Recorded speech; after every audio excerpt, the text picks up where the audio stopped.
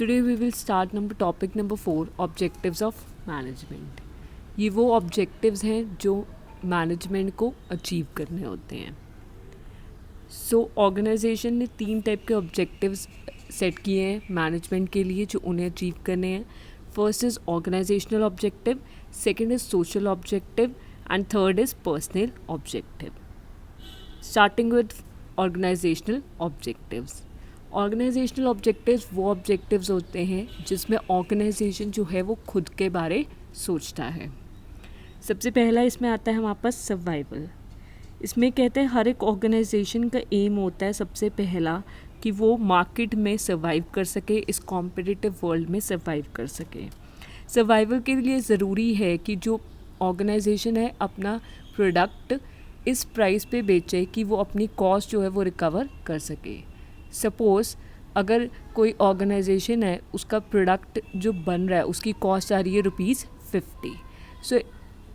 Survive करने के लिए ज़रूरी है कि ऑर्गेनाइजेशन को अपना प्रोडक्ट जो है ₹50 से अबव प्राइस पे सोल्ड करना पड़ेगा। ऑर्गेनाइजेशन ₹55 में, ₹60 में, एनी प्राइस अबव 50 सोल्ड कर सकती है। प्राइस रिकवर करना क्यों ज़रूरी है? हर एक ऑर्गेनाइजेशन बनती क्यों है? अपना घर चलाने के लिए लोग काम करते हैं। अगर हम 50 का बना के 50 में ही सेल करी जाएंगे तो हमें प्रॉफिट क्या होगा? कुछ भी नहीं। तो हम अपना घर कैसे चलाएंगे? वो तो दान वाला ही काम हो गया कि 50 का बनाया और 50 में ही सेल कर दिया। No, that's wrong. तो अपना घर चलाना होता है, इसलिए हम ऑर्गेनाइजेशन क्रिएट करते हैं। तो एक ऑर्गेनाइजेशन को ज़रूरी है कि वो रीज़नेबल प्रॉफिट कमाते हुए अपने प्रोडक्ट को सेल करे। अगर 50 का है तो 60 में सेल कर दे। ₹10 is a reasonable profit. Next is growth. Growth after survival हर एक ऑर्गेनाइजेशन जो है वो अपने आप को एक्सपेंड करने के बारे में सोचती है, अपने आप को ग्रो करने के बारे में सोचती है। हर एक को होता है ना कि हम अपनी लाइफ में ग्रो करें। अगर हमने बिज़नेस स्टार्ट किया, हम चाहेंगे कि हमारा बिज़नेस बढ़े। तो बिज़नेस बढ़ाने के क्या वेज़ हो सकते हैं? पहला वे आता है increase in the volume of sales. Trading and profit and loss account जब हम बनाते हैं तो उसमें हम लिखते हैं बाय सेल्स। तो बाय सेल्स की जो हमारी अमाउंट आती है जब वो बढ़ती जाती है, that is increase in the volume of sales. Sales कैसे बढ़ा सकते हैं? आप एडवर्टाइज़ कर सकते हो। सबसे बेस्ट तरीका है अपने कस्टमर्स बढ़ाने का एडवर्टीज़मेंट। एडवर्टीज़मेंट कैसे हो सकती है? आप सोशल साइट्स, फेसबुक, इंस्टाग्राम, वहाँ पे अपने बिज़नेस के बारे में एडवर्टाइज़ करो। आप यूट्यूब पे शूट करके अपनी वीडियोस डाल सकते हो कि आप किस टाइप का प्रोडक्ट सेल कर रहे हो। आप अमेज़ॉन पे अपना प्रोडक्ट सेल कर सकते हो, फ्लिपकार्ट पे सेल कर सकते हो। So these are some ways जिसके थ्रू आप अपनी सेल्स को बढ़ा सकते हो। और क्या तरीका है? आप अपनी ब्रांचेस अलग अलग जगह खोल सकते हो। सपोज़ आप अगर काम कर रहे हो जलंधर में तो आप अमृतसर में अपनी ब्रांच खोल सकते हो। आप ऑल ओवर इंडिया अलग अलग स्टेट्स में जब अपनी ब्रांचेस खोलोगे तब भी हम यही कहेंगे कि हमारा बिज़नेस ग्रो कर रहा है। आप न्यू प्रोडक्ट्स ऐड कर सकते हो, नए प्रोडक्ट्स लॉन्च करो। टाइम टू टाइम आप वैरायटी ऑफ प्रोडक्ट्स जो है वो चेंज करते रहो, लॉन्च करो नए नए प्रोडक्ट्स। उससे भी एक इंडिकेशन होती है कि हमारा जो ऑर्गेनाइजेशन है वो ग्रो कर रही है। Increase in the number of employees. जब हम ज़्यादा एम्प्लॉयज़ रखेंगे तब भी वो एक इंडिकेशन होता है कि हमारी जो ऑर्गेनाइजेशन है ग्रो कर रही है। वो एक इंडिकेशन कैसे होगा? क्योंकि ज़्यादा एम्प्लॉयज़ वही रख सकता है जो सैलरी देना अफोर्ड कर रहेगा। सैलरी देने का मतलब क्या हो गया कि हम इतना कमा रहे हैं तभी हम दे पा रहे हैं। So these are some of the ways जिसके थ्रू हम ग्रो कर सकते हैं। Next is profitability. प्रॉफिटेबिलिटी मैंने आपको जैसे फर्स्ट पॉइंट में डिस्कस किया कि प्रॉफिटेबिलिटी ज़रूरी होती है सर्वाइवल के लिए। प्लस प्रॉफिटेबिलिटी एक इंडिकेशन ऑल्सो होता है कि हम ग्रो कर रहे हैं। जब प्रॉफिट बढ़ेगा तो मतलब ऑर्गेनाइजेशन ग्रो कर रही है। सर्वाइवल के लिए ज़रूरी है क्योंकि हमें अपनी खुद की अर्निंग जो लिविंग है वो भी अर्न करनी होती है। लेकिन कहता जो प्रॉफिट मैक्सिमाइजेशन का कॉन्सेप्ट है वो at cost of consumer exploitation नहीं होना चाहिए। मतलब आप एक रीज़नेबल प्रॉफिट कमाओ, कंज्यूमर को लूटो मत कि लाइक 50 का प्रोडक्ट है तो आप उसको 100 में सेल कर रहे हो, ₹50 का मार्जिन रख रहे हो, दैट्स अ ग्रेट मार्जिन। तो आप इतना भी कंज्यूमर को लूटो मत, एक रीज़नेबल प्रॉफिट कमाओ। Next is innovation. इनोवेशन का कॉन्सेप्ट कहता है कि हर एक ऑर्गेनाइजेशन को कुछ ना कुछ नया लाते रहना चाहिए। लाइक वी हैव सीन कि आजकल कंपटीशन इतना ज़्यादा है कि अगर हम अपने नए प्रोडक्ट्स लॉन्च नहीं करेंगे, अगर हम वैरायटी ऑफ प्रोडक्ट्स नहीं प्रोड्यूस करेंगे कस्टमर्स की चॉइसेस के अकॉर्डिंगली, तो कस्टमर्स जो है वो किसी और कंपनी के प्रोडक्ट को प्रेफर करेगा जो उसकी चॉइस को सूट करता होगा। लाइक हमने देखा है कितने सारे टाइप ऑफ शैम्पूज़ आते हैं, हर एक की जो हेयर क्वालिटीज़ है उनके अकॉर्डिंगली अलग अलग शैम्पूज़ आते हैं। तो वो क्या है, वो वैरायटी है जो इंडस्ट्रीज़ क्रिएट करती हैं कंज्यूमर की चॉइस के अकॉर्डिंगली। सो कुछ नया लाते रहना कस्टमर्स को बनाए रखेगा आप, और आपका मार्केट शेयर भी उससे बढ़ेगा, प्लस आप कॉम्पिटिटिव वर्ल्ड में जो है वो भी सर्वाइव कर पाओगे। इनोवेशन सिर्फ प्रोडक्ट में नहीं चाहिए, इनोवेशन टेक्नोलॉजी में भी चाहिए। इनोवेशन इन टेक्नोलॉजी कैसे हो सकती है, लाइक ट्रेडिशनली क्या होता था कि जब हमारी पैकिंग्स होती थी तो वो हैंड्स के थ्रू करते थे हम, जिसकी वजह से जो प्रोडक्ट की लाइफ है, पीछे लिखा होता है ना बेस्ट बिफोर, वो जो लाइफ है वो कम रह जाती है। अब क्या होता है, अब मशीनरी के थ्रू पैकिंग होती है तो वो बेस्ट बिफोर की जो लाइफ है वो भी इंक्रीज़ हो गई है। सो उससे कस्टमर्स को भी रहता है कि लाइफ ज़्यादा है तो लोग ये वाला प्रोडक्ट ख़रीद लेते हैं। जो 6 मंथ्स की है उसको लोग कम प्रेफरेंस देंगे इन कंपैरिजन टू जिसकी मंथ्स लाइफ 9 मंथ्स होएगी। सो ज़्यादा लाइफ वाला जो होता है कस्टमर वही प्रेफर करना करेगा। Coming to the next objective, that is social objectives. Social objectives वो ऑब्जेक्टिव्स होते हैं जहाँ पे ऑर्गेनाइजेशन सोसाइटी के बारे में सोचती है। पहला यहाँ पे ऑब्जेक्टिव आता है creating the employment opportunities. Employment opportunities मतलब जॉब देना। जॉब कौन देगा, बिज़नेस ही जॉब दे सकता है। जब बिज़नेस ग्रो करेगा तब हम और लोग एम्प्लॉय करेंगे, और एम्प्लॉय करेंगे तो क्या होगा, जो बेरोज़गारी है हमारे इंडिया में वो ख़त्म हो गई, एम्प्लॉयमेंट रेट बढ़ेगा। ऑर्गेनाइजेशन का तो फ़ायदा होगा ही, बिकॉज एम्प्लॉयज़ ज़्यादा अपॉइंट करने का मतलब है कि ऑर्गेनाइजेशन ग्रो कर रही है। But on the other hand society कैसे सर्व हो रही है कि सोसाइटी में जो इंक्रीज़ आ रहा है, इकोनॉमिक रेट में इंक्रीज़ आएगा कि हमारा अनएम्प्लॉयमेंट रेट रिड्यूस होगा और एम्प्लॉयमेंट रेट बढ़ेगा।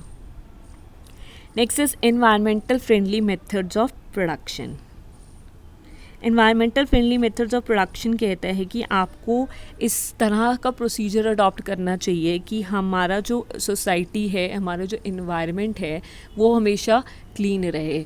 इंडस्ट्री की वजह से जो है पोल्यूशन फैलना नहीं चाहिए। इसके लिए हमारे गवर्नमेंट ने सबसे अच्छा इनिशिएटिव ऑटोमोबाइल सेक्टर में क्या लिया था कि अब पेट्रोल और डीजल के जो व्हीकल्स हैं उन्हें रिप्लेस करवा रही है गवर्नमेंट इलेक्ट्रिक व्हीकल्स के साथ। और इसमें एक चीज़ आती है कि इंडस्ट्री जो है अपना वेस्ट जो है डिस्पोज ऑफ कर रही है उसे सेफली डिस्पोज ऑफ करे कि एनवायरनमेंट को हार्म ना पहुंचे। पहले हमने देखा था कि इंडस्ट्रीज़ क्या कर रही थी, रिवर में अपना डिस्पोज ऑफ कर रही थी वेस्ट, उसकी वजह से हमने देखा कि गंगा रिवर कितनी गंदी हो गई थी। लेकिन जब कोविड आया, कर्फ्यू लगा, सब कुछ बंद हो गया, हमने देखा कि एनवायरनमेंट में कितना अच्छा चेंज आया, हमारी जो रिवर्स थी वो कितनी क्लीन हो गई। So this was a sign कि जो इंडस्ट्री डिस्पोज ऑफ कर रही थी वो एक गलत वे से कर रही थी, उन्हें चेंज करने की बहुत ज़्यादा रिक्वायरमेंट है। Next is creating the civic amenities. Civic amenities में आ जाता है कि मैनेजमेंट को चाहिए कि वो अपनी ऑर्गेनाइजेशन के बिहाफ पे सोसाइटीज़ के लिए रोड्स बनवाए, सोसाइटीज़ को अच्छा साफ़ सुथरा ड्रिंकिंग वाटर प्रोवाइड करे ताकि उनकी हेल्थ मेंटेन रहे। सैनिटेशन फैसिलिटीज़, जगह जगह मार्केट्स में टॉयलेट्स बनाए जाएं, जगह जगह मार्केट्स में थोड़े थोड़े डिस्टेंस पे डस्टबिन्स रखे जाएं। उससे क्या होगा, हमारा जो गंदगी है लोग सड़कों पे नहीं फेंकेंगे एंड जो इन्वायरमेंट है वो क्लीन रहेगा। इससे सोसाइटी का तो भला होगा ही होगा, प्लस ऑर्गेनाइजेशन के लिए भी गुडविल क्रिएट होगी, उनका भी नाम क्रिएट होगा। Next is financial support to the community. कहता है मैनेजमेंट को फाइनेंशियली सपोर्ट करना चाहिए हमारी कम्युनिटी को, हमारी सोसाइटी को। फाइनेंशियली मीन्स जो नीडी पीपल हैं उन्हें एक अपॉर्चुनिटी देनी चाहिए एजुकेशन प्रोवाइड करने की। लाइक आप अपनी तरफ से जो बहुत ज़्यादा लोग पढ़ना चाहते हैं उन्हें पढ़ाओ और फिर उन्हें कहो कि हम अपनी ऑर्गेनाइजेशन में भी आपको जॉब देंगे। तो एक उनकी भी हेल्प हो गई कि उनको एजुकेशन चाहिए थी, आपने वो प्रोवाइड कर दी, प्लस आपको भी एक एम्प्लॉय मिल जाएगा। और आप सपोर्ट कर सकते हो, time to time medical camps लगवाओ अपनी ऑर्गेनाइजेशन के बिहाफ पे, फ्री कैंप सोसाइटी के लिए लगवाएंगे तो लोगों का इससे हम थोड़ा फ़ायदा कर सकते हैं, सोसाइटी को सर्व कर सकते हैं, अपनी सोशल रिस्पॉन्सिबिलिटी सोसाइटी की तरफ हमारी जो जिम्मेदारियां से पूरा कर सकते हैं. Next is personal objective. Personal objectives are also known as individual objectives and human objectives. Under personal objectives, organization जो है वो अपने employees के बारे में सोचती है. First point we have is competitive salaries. कहते हैं मैनेजमेंट को कॉम्पिटिटिव सैलरीज देनी चाहिए अपने स्टाफ को, मतलब एम्प्लॉयज़ को उनकी मेहनत के अनुसार सैलरी दो. अगर हम एम्प्लॉयज़ को उनकी मेहनत से कम सैलरी देंगे तो एम्प्लॉयज़ क्या रहेंगे, डिससेटिस्फाइड, उनको सेटिस्फेक्शन नहीं मिलेगी. अगर उन्हें कोई और ज़्यादा सैलरी ऑफ़र करेगा तो वो उस कंसर्न में जाना ज़्यादा प्रेफरेंस करेंगे instead of working in our organisation. Next is opportunities for development. अपने एम्प्लॉयज़ की डेवलपमेंट के लिए आपको क्या करना चाहिए, आपको time to time workshops organise करनी चाहिए, कोर्सेज ऑर्गेनाइज करने चाहिए. अगर कोई मार्केट में नई टेक्निक आई है तो वर्कशॉप ऑर्गेनाइज करो, अपने एम्प्लॉयज़ को वो नई टेक्निक्स सिखाओ. अपने टाइम टू टाइम एम्प्लॉयज़ के लिए हमें और कोर्सेज़ कैसे ऑर्गेनाइज हम कर सकते हैं, हम पर्सनालिटी डेवलपमेंट के कोर्सेज़ ऑर्गेनाइज कर सकते हैं जिससे उनकी स्किल्स में इम्प्रूव होगा. सो उससे एम्प्लॉयज़ तो अपने आप में ग्रो करेंगे ही, प्लस हमारी ऑर्गेनाइजेशन को भी वो चीज़ बेनिफिट देगी. Next is personal recognition. Personal recognition कहता है एम्प्लॉयज़ को हमें पर्सनली रिकग्नाइज़ करो उनके काम को. अगर वो अच्छा काम कर रहे हैं उन्हें सर्टिफिकेट्स दो. लाइक आप एक कॉन्सेप्ट रख सकते हो कि जो अच्छा काम करेगा उसे हम best performance of the year का सर्टिफिकेट देंगे. आप फाइनेंशियल इंसेंटिव्स दे सकते हो. Financial incentive in the sense आप उन्हें एक्स्ट्रा बोनस दे सकते हो at the end of the year कि आपने अच्छा काम किया तो हमारी तरफ से ये बोनस मिला है आपको. आप उन्हें प्रमोशंस दे सकते हो, आप उन्हें हॉलीडे पैकेजेस दे सकते हो. सो इससे एम्प्लॉयज़ को एक मोटिवेशन मिलती है कि वो अपनी परफॉर्मेंस को इम्प्रूव करें. Last we have is better working condition. Better working condition में कहता है कि ऑर्गेनाइजेशन को अच्छा इन्वायरमेंट देना चाहिए अपने एम्प्लॉयज़ को. लाइक उनको प्रॉपर सैनिटेशन फैसिलिटीज़ दो, प्रॉपर ड्रिंकिंग वाटर प्रोवाइड करो. अगर लॉन्ग ड्यूरेशन आवर्स हैं तो उन्हें चाय कॉफ़ी सर्व करो, उन्हें इवनिंग स्नैक्स ऑफ़र करे जाएँ. अगर कोई गर्ल्स वर्क कर रही हैं, मदर्स वर्क कर रही हैं जिनके चाइल्ड हैं तो उन्हें क्रेच फैसिलिटीज़ दो कि वो भी ईज़िली काम कर सकेंगे. उन्हें टेंशन नहीं होगी कि उनके बच्चे घर पे अकेले हैं. क्रेच फैसिलिटी रहेगी तो उन्हें पता है कि उनका चाइल्ड सेफ़ है और हम आराम से बिना किसी टेंशन के काम कर सकते हैं.